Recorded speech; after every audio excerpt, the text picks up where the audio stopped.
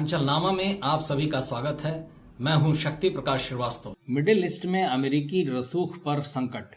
America, Israel और Iran के बीच छिड़े युद्ध ने न केवल युद्ध में शामिल देशों पर संकट बढ़ाया है, बल्कि अगल बगल के इलाके के कई देशों में दशकों पुराने संबंधों में कटुता पैदा कर दी है। इस युद्ध से उत्पन्न भीषण तनाव के चलते अमेरिका और यूनाइटेड अरब अमीरात के बीच वर्षों पुराने सैन्य और आर्थिक संबंधों में दूरियां बढ़ने लगी हैं। यूएई को यहां तक कहना पड़ गया है कि डॉलर की कमी होने पर वो तेल व्यापार के लिए चीनी युआन का हाथ थाम सकता है।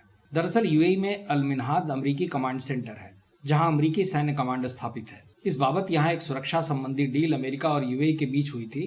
तय हुआ था कि अमेरिका अपने इस कमांड सेंटर से यूएई को सुरक्षा प्रदान करेगा, लेकिन जिस तरह से यूएई के कद्दावर कमेंटेटर अब्दुल खालिक अब्दुल्ला ने सोशल मीडिया और राइटर से बातचीत में स्वीकारा है कि अब अमेरिकी सैन्य कमांड रणनीतिक फायदे के बजाय एक बोझ बन गया है उनके लिए।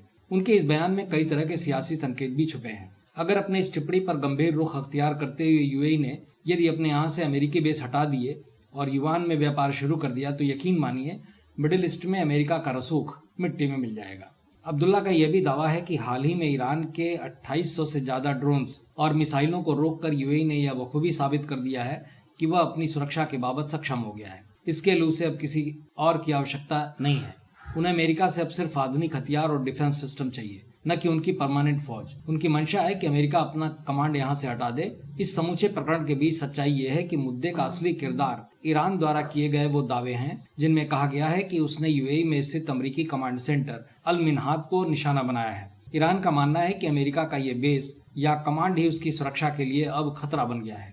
यह अलग बात है कि ईरानी दावों के सापेक्ष कोई खास नुकसान नहीं हुआ है। लिहाजा इन हमलों ने यूएई निवासियों के भीतर यह डर पैदा कर दिया है कि अमेरिकी मौजूदगी की वजह से वह खामखा ईरान के निशाने पर आ रहा है। अगर अमेरिका का कमांड नहीं रहता तो उसे किसी बात की परवाह नहीं रहती। इस तरह यूएई ने सिर्फ सैन्य ही नहीं, आर्थिक मोर्चे पर भी ट्रंप प्रशासन की नाक में दम कर दिया है। वॉल स्ट्रीट जर्नल के मुताबिक यूएई ने अमेरिका को चेतावनी दी है कि अगर जंग की वजह से डॉलर की उसकी सप्लाई रुकी तो यूएई तेल की बिक्री के लिए चीनी युआन का इस्तेमाल शुरू कर देगा।